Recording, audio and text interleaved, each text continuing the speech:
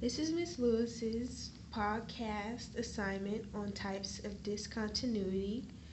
Um, I will be talking about the types of discontinuity, which is jump, removal, oscillation, and infinite.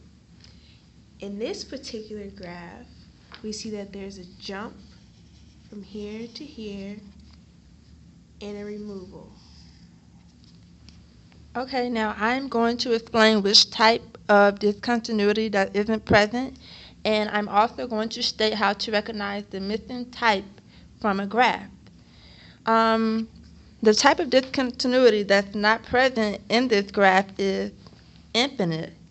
And how you're going to recognize the infinite function if it is continuous and it doesn't have a stopping point. So this graph with this line right here will have to continue to go on and on and on and on and on. So now I will be explaining the domain of the function. In order to find the domain, you have to recognize where the graph starts and where the graph ends. So in this particular graph, the domain of the function is here, which we labeled as 4.2, and then it ends at around 4.5.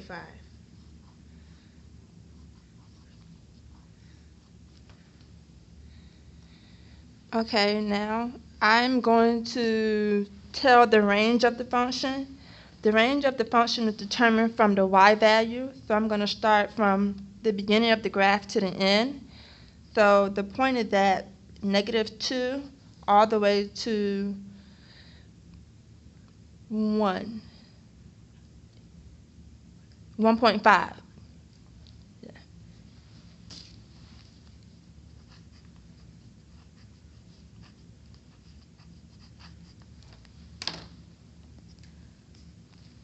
Okay, now I'm going to be using the continuity checklist to determine if the function is continuous at x equals 1, which would be no because there's no point there, and at x equals -2, which would be no because there's an open and a closed circle there. Okay, does f of -1 exist? F of -1 is undeterminate. It does not exist because there's no point on this value right here. So it'll be f of -1 equals do not exist. Okay, now we're talking about if the function is defined at x equals -2, which would be right here. And yes, the function would be defined at x equals -2 because there's a closed circle for y, which means y would be 2.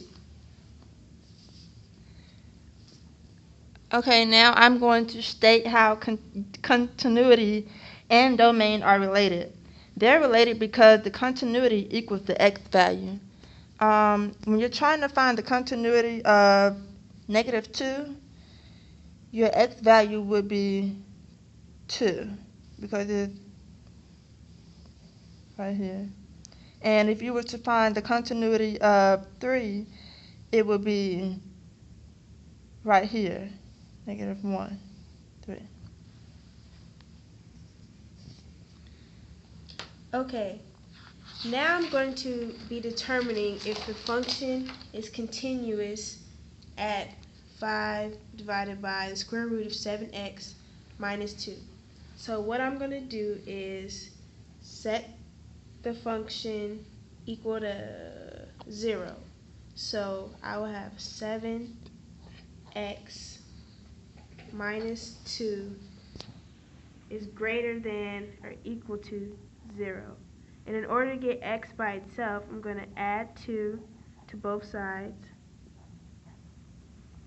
And then I'm going to be left with 7x is greater than or equal to 2. Then I'm going to divide by 7 because I'm still trying to get x by itself.